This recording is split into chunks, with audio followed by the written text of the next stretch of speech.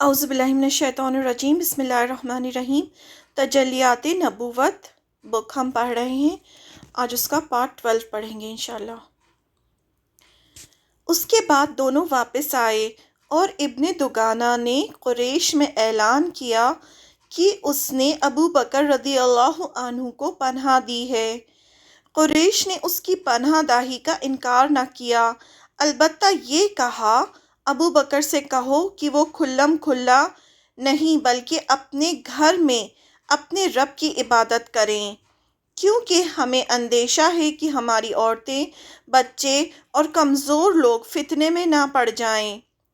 تو ابو بکر رضی اللہ عنہ کچھ عرصے اس پر برقرار رہے، پھر انہوں نے گھر کے صحن میں ایک مسجد بنا لی اور کھلے عام نماز پڑھنے اور قرات کرنے لگے۔ اس پر ابن دگانہ نے اپنی پناہ داہی یاد دلائی۔ ابو بکر رضی اللہ عنہ نے اس کی پناہ واپس کر دی اور فرمایا، میں اللہ کی پناہ میں راضی ہوں۔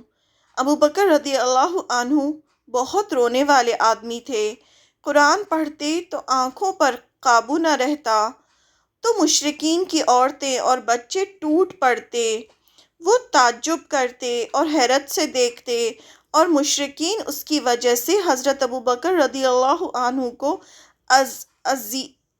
ایذائیں پہنچاتے۔ یعنی جو عورتیں اور بچے تھے وہ جب وہ رو رو کے قرآن پڑھتے تھے تو ان کی طرف بہت اٹریکٹ ہوتے تھے اور ان کی آواز سنتے تھے اور قرآن سنتے تھے، تو اس وجہ سے وہ ان کو اور اذیت دیتے تھے حضرت ابو بکر صدیق رضی اللہ عنہ کو مشرکین۔ یہ صحیح بخاری کی روایت ہے۔ انہی سنگین حالات سے رسول اللہ صلی اللہ علیہ وسلم اور مسلمان گزر رہے تھے کہ ایسے واقعات پیش آئے جن کے نتیجے میں قریش کے دو جانباز سرفروش مسلمان ہو گئے، اور ان کی قوت کے سائے میں مسلمانوں نے بڑی راحت پائی۔ کون تھے وہ؟ وہ تھے رسول اللہ صلی اللہ علیہ وسلم کے چچا حمزہ بن عبد المطلب اور حضرت عمر بن خطاب رضی اللہ عنہ۔ اب یہ سب کچھ چل رہا تھا، اس میں پھر اللہ تعالیٰ نے مدد کی مسلمانوں کی، اور حضرت حمزہ اور حضرت عمر مسلمان ہو گئے۔ حضرت حمزہ رضی اللہ عنہ کا قبول اسلام۔ ان کے اسلام لانے کا واقعہ یوں ہے کہ ایک دن ابو جہل صفا کے نزدیک، صفا پہاڑی ہے، صفا کے نزدیک رسول اللہ صلی اللہ علیہ وسلم کے پاس سے گزرا تو آپ کو ایذا پہنچائی۔ ایذا کا مطلب ہوتا ہے تکلیف۔ کہا جاتا ہے کہ اس نے آپ کے سر پر ایک پتھر بھی دے مارا جس سے خون بھی نکلا۔ پھر وہ کعبے کے پاس قریش کی ایک مجلس میں جا بیٹھا۔ عبداللہ بن جدام کی ایک لونڈی صفا پر واقع اپنے مکان سے یہ سارا منظر دیکھ رہی تھی۔ تھوڑی دیر بعد حضرت حمزہ کمان حمال کیے شکار سے واپس تشریف لائے تو اس نے سارا واقعہ کہہ سنایا۔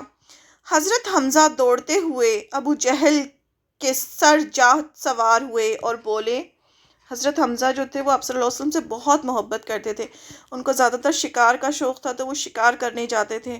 تو اب جب واپس آئے تو عبداللہ بن جدام کی جو لونڈی تھی وہ یہ سب دیکھ رہی تھی کہ کس طرح سے حضرت آپ صلی اللہ علیہ وسلم کو ابو جہل نے پتھر مارا، تو یہ سارا واقعہ جو ہے اس نے حضرت حمزہ کو سنایا۔ حضرت حمزہ ایک دم غصے میں آ گئے کیونکہ آپ ان کے بھتیجے تھے۔ ابو جہل کے سر پر سوار ہوئے اور بولے، آؤ اپنے سے پناہ نکلنے والے، اپنی چوکھٹ سے پناہ نکلنے والے، تو میرے بھتیجے کو گالی دیتا ہے، حالانکہ میں بھی اسی کے دین پر ہوں۔ بس انہوں نے ایسے بول دیا کہ میں بھی اسی کے دین پر، تم مجھ سے گالی دیتے ہو، میں بھی اسے، مطلب مجھ سے مقابلہ کرو۔ اور وہ بہت زیادہ بہادر تھے، کسی کی ہمت نہیں تھی ان سے مقابلہ کرنے کی۔ اس کے بعد کمان سے اس زور سے مارا کہ اس کے سر پر بڑھتا 3 قسم کا زخم ہو گیا، بدترین قسم کا زخم ہو گیا۔ اس پر دونوں قبیلے بنو مخزوم اور بنو ہاشم ایک دوسرے کے خلاف بھڑ اٹھے۔ مگر ابو جہل نے یہ کہہ کر معاملہ ٹھنڈا کر دیا کہ ابو عمارہ یعنی حضرت حمزہ کو جانے دو، میں نے سچ مچ ان کے بھتیجے کو بہت بری گالی دی تھی۔ مطلب ابو جہل کو خود ہی ہوا اور اس نے کہا کہ نہیں مت لڑو، کیونکہ ایک قبیلے والا، ایک انسان اگر دوسرے قبیلے والے سے لڑتا تھا تو پورے قبیلے والے آ جاتے تھے اس کو بچانے کے لیے۔ تو ایسا ہی ہوا، دونوں قبیلے والے بھیڑ گئے، مطلب آپس میں لڑنے لگے۔ تو ابو جہل نے کہا کہ نہیں، میں نے واقعی ان کو گالی دی تھی، اس لیے انہوں نے مجھے مارا۔ ظاہر ہے کہ حضرت حمزہ رضی اللہ عنہ کا اسلام محض حمیت کی طور پر تھا، یعنی ابھی تک انہوں نے دل سے تو نہیں قبول کیا تھا۔ حمیت یعنی جو محبت اور جو اپنی سپورٹ جو اپنے بھتیجے کو کر رہے تھے، اس کی وجہ سے انہوں نے اسلام قبول کیا تھا۔ جیسے کسی قصد و ارادے کے بغیر زبان سبقت کر گئی تھی، مطلب اپنے آپ ان کی زبان سے نکل گیا تھا بنا کسی ارادے کے، لیکن پھر اللہ نے ان کا سینہ اسلام کے لیے کھول دیا۔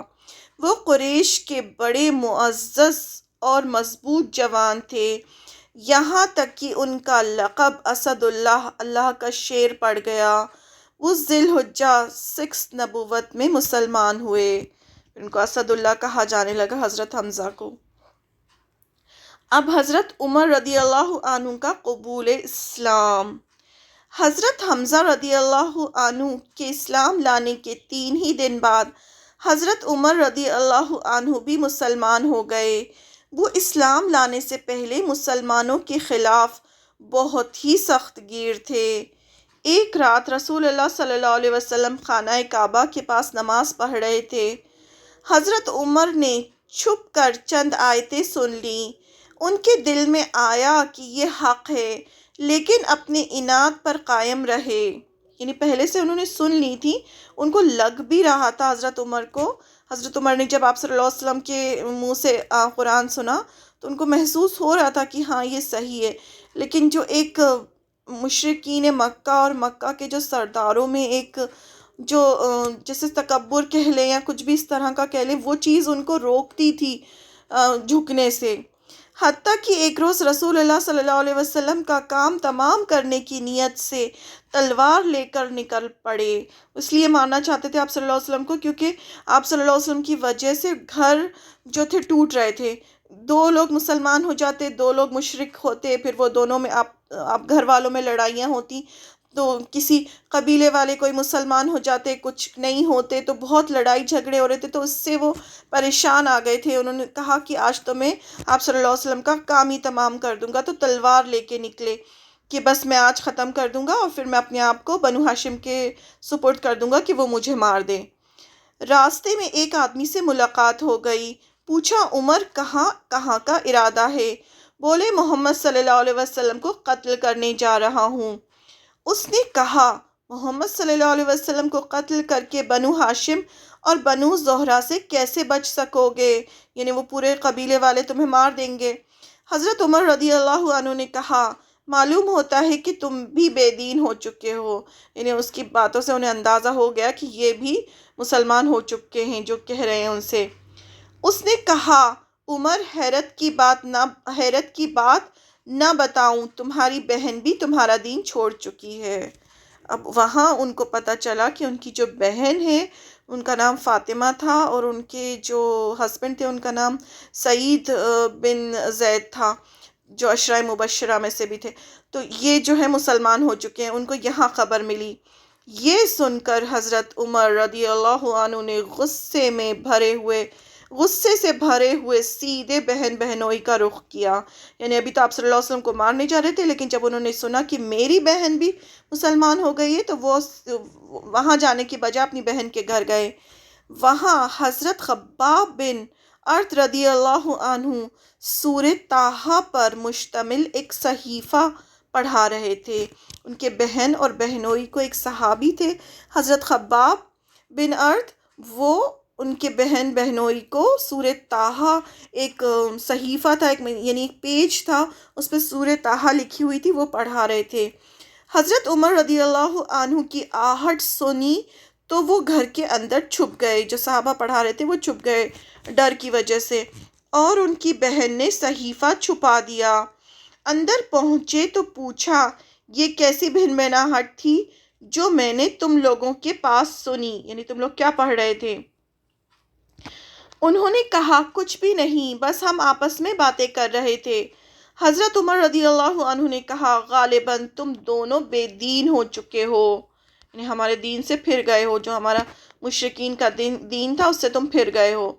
بہنوئی نے کہا اچھا عمر یہ بتاؤ کہ اگر حق تمہارے دین کے ماں سوا میں ہو تو، یعنی حق جو ہے تمہارے جو دین ہے اس کے علاوہ اگر حق ہوا تو، یعنی تم ہی غلط ہوئے تو۔ اتنا سننا تھا کہ حضرت عمر اپنے بہنوئی پر چڑھ بیٹھے اور انہیں بری طرح کچل دیا۔ بہن نے لپک کر انہیں اپنے شوہر سے الگ کیا تو بہن کو ایسا چاٹا مارا کہ چہرہ خون آلودہ ہو گیا۔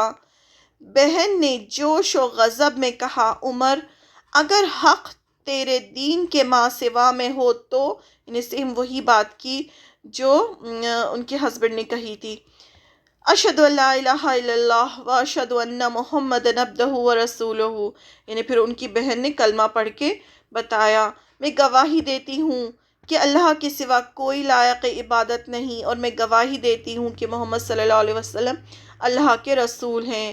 اس پر حضرت عمر رضی اللہ عنہ کو مایوسی اور ندامت ہوئی، انہیں شرم آئی اور انہوں نے کہا، اب وہ جب انہوں نے بہن کا خون دیکھا اور دیکھا کہ نہیں میری بہن بھی وہی بات کر رہی ہے تو ان کو تھوڑا خراب لگا اور وہ ایک جگہ بیٹھ گئے، اور انہوں نے کہا ان کا غصہ بھی تھوڑا ٹھنڈا ہوا اور کہا تمہارے پاس جو کتاب ہے ذرا مجھے بھی دو، میں بھی پڑھوں گا۔ بہن نے کہا تم ناپاک ہو اور اسے صرف پاک لوگ ہی چھو سکتے ہیں، اٹھو غسل کرو۔ انہوں نے اٹھ کر غسل کیا، پھر کتاب لی اور بسم اللہ الرحمن الرحیم پڑھی۔ کہنے لگے یہ تو بڑے پاکیزہ نام ہیں۔ اس کے بعد طٰہٰ سے یہ آیت پڑھی، شروع کی جو آیتیں تھیں وہ سورہ طٰہٰ کی پڑھی تھی انہوں نے، اور وہ بہت خوبصورت آیتیں ہیں جس میں اللہ کی بڑائی ہے۔ تک قرات کی، کہنے لگے یہ تو بڑا عمدہ اور بڑا محترم کلام ہے۔ یہی تو ہوتا ہے نا، جب انسان قرآن سنتا ہے اور قرآن پڑھتا ہے تو اس کو محسوس ہوتا ہے۔ اسی لیے تو مسلمانوں کا کام یہ ہے نا کہ خود بھی پڑھیں اور دوسروں کو بھی پڑھائیں۔ بہت سارے لوگ ایسے ہوتے ہیں جن کے اندر خیر ہوتی ہے لیکن ان تک قرآن پہنچتا نہیں ہے، تو اسی لیے تو مسلمانوں کا کام ہے نا کہ سب تک قرآن پہنچائیں۔ اور جب ان کو قرآن پڑھ کے سنایا جاتا ہے تو وہ ایک دم خود کو سرنڈر کر دیتے ہیں، اللہ کے آگے جھک جاتے ہیں۔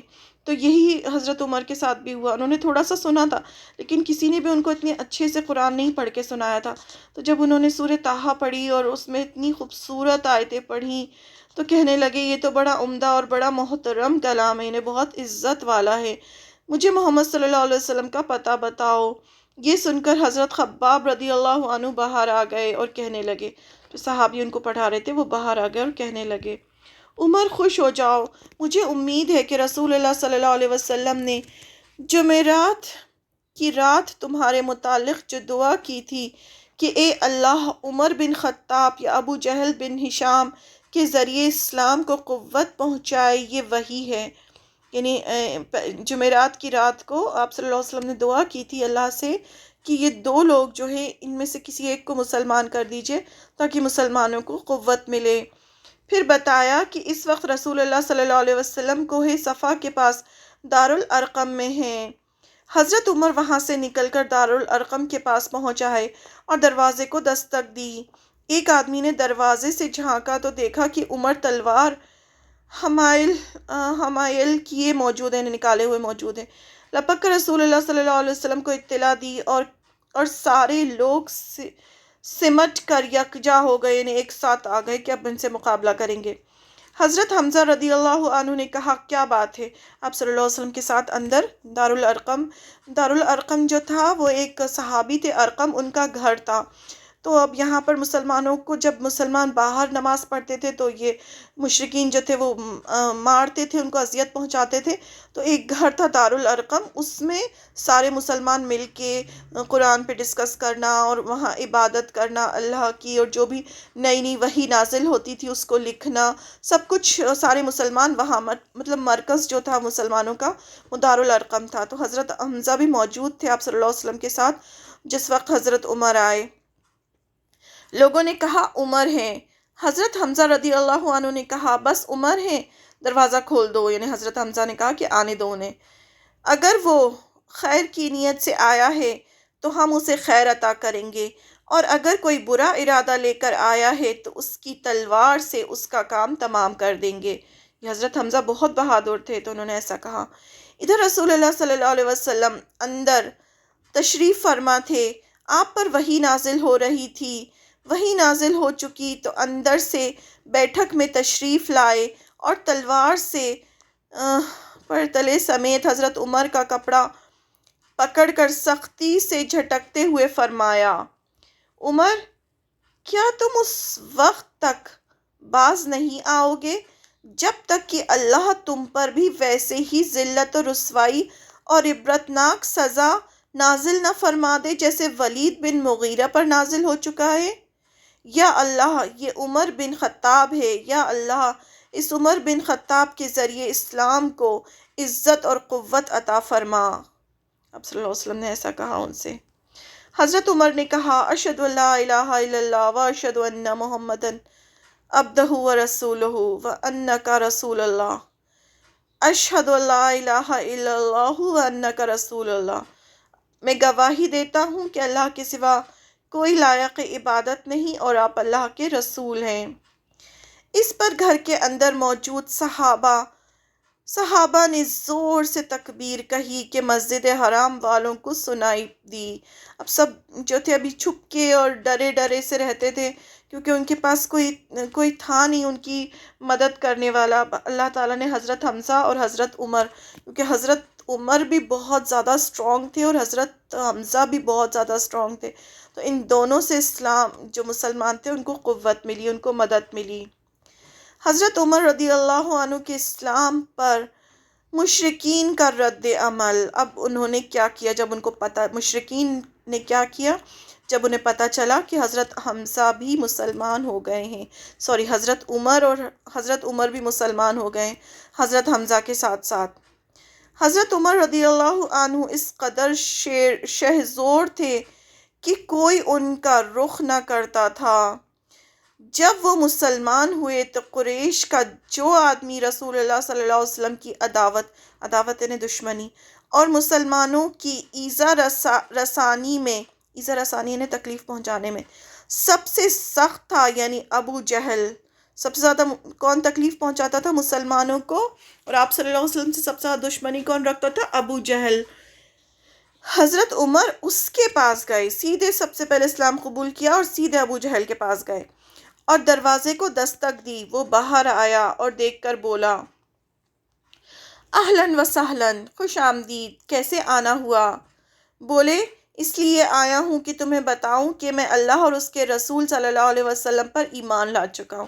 ڈائریکٹ جا کے، جو ابو جہل تھا، سردار تھا، اس سے جا کے ڈائریکٹ کہا کہ میں تمہیں بتانے آیا ہوں کہ میں مسلمان ہو گیا ہوں، جبکہ باقی جو مسلمان تھے وہ چپ چاپ مسلمان ہوتے تھے اور اپنا دین چھپا کے رکھتے تھے، اس وجہ سے کیونکہ یہ ان کو تکلیف پہنچاتے تھے۔ لیکن حضرت عمر اتنے اسٹرانگ تھے کہ سیدھے گئے، ابو جہل کے دروازہ کھٹکھٹایا اور اس سے کہا کہ میں اسلام لے آیا ہوں۔ یہ سنتے ہی اس نے حضرت عمر کے رخ پر دروازہ بند کر دیا اور کہا، اللہ تیرا برا کرے اور جو کچھ تو لے کر آیا ہے اس کا برا کرے۔ یعنی اللہ برا کرے، کیوں کہا؟ کیونکہ اللہ کو تو مانتے تھے نا وہ، تو اللہ برا کرے اور جو کچھ، یعنی جو اسلام تم لے کر آئے اس کا بھی برا ہو۔ اس کے بعد حضرت عمر رضی اللہ عنہ اپنے ماموں عاصی بن ہاشم کے پاس گئے اور اسے بتلایا تو وہ گھر کے اندر گھس گیا۔ اس کے بعد جمیل بن معمر جماحی کے پاس گئے، یعنی سب کے پاس، ایک ایک کے پاس گئے اور جا کے سب کو بتایا کہ میں اسلام لے آیا ہوں۔ یہ شخص کسی کا ڈھول پیٹنے میں پورے قریش کے اندر سب سے ممتاز تھا، یعنی کہ یہ ایسا آدمی تھا، یہ معمر، کوئی بھی بات ہوتی تھی تو پورے میں پھیلا دیتا تھا وہ بات۔ اس کے پاس گئے، اسے بتایا تاکہ وہ پورے مکہ میں سب جگہ پھیلا دے کہ حضرت عمر جو ہے مسلمان ہو گئے۔ اسے بتایا کہ آپ مسلمان ہو گئے ہیں، تو اس نے بلند آواز سے چیخ کر کہا کہ خطاب کا بیٹا بے دین ہو گیا ہے. یعنی سب کو بتایا اس نے. یہ عمر بن خطاب جو تھے، حضرت عمر کے والد کا نام تھا، بیٹا بے دین ہو گیا ہے، یعنی ہمارے دین سے پھر گیا ہے. حضرت عمر نے کہا یہ جھوٹ کہتا ہے، میں مسلمان ہو گیا ہوں. بہرحال یہ سن کر لوگ ان پر ٹوٹ پڑے. اب حضرت عمر لوگوں کو مار رہے تھے اور لوگ حضرت عمر کو مار رہے تھے، یہاں تک کہ سورج سروں پر آ گیا. یعنی دن بھر یہی چلتا رہا اور حضرت عمر تھک کر بیٹھ گئے. اس کے بعد جب گھر واپس ہوئے تو مشرکین نے اس ارادے سے اکٹھا ہو کر ان کے گھر کا رخ کیا اور انہیں جان سے مار ڈالیں.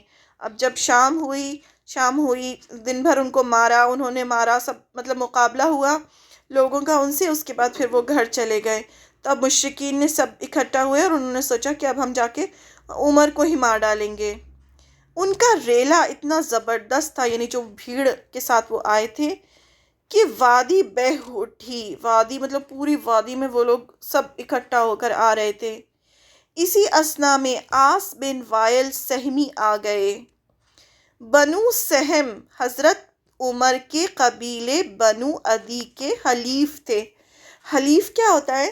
کہ دو قبائل جو ہوتے ہیں، دو قبیلے، وہ آپس میں ایک ایگریمنٹ کر لیتے تھے کہ اگر تم پہ کوئی مصیبت آئے گی تو ہم تمہاری مدد کریں گے. تو ایسے ہی بنو عدی جو تھے، وہ حضرت عمر کا قبیلے کا نام تھا، بنو عدی. اور بنو سہم جو تھے، یہ بھی قریش کا قبیلہ ہے. یہ جو تھے یہ بنو عدی کے حلیف تھے، یعنی وہ دوست تھے کہ اگر بنو عدی کے کسی ایک شخص پہ بھی مصیبت آئے گی تو بنو عدی کے لوگ بھی اس کو بچائیں گے اور ساتھ ہی بنو سہم کے لوگ بھی اسے بچائیں گے. وہ دھاری دار یمنی چادر کا جوڑا اور ریشمی گوٹے سے آراستہ کرتا زیب تن کیے ہوئے تھا. اس نے پوچھا کیا بات ہے؟ اب عاص بن وائل جو سہمی جو تھا وہ آ گیا، وہ بنو سہم سے تھا.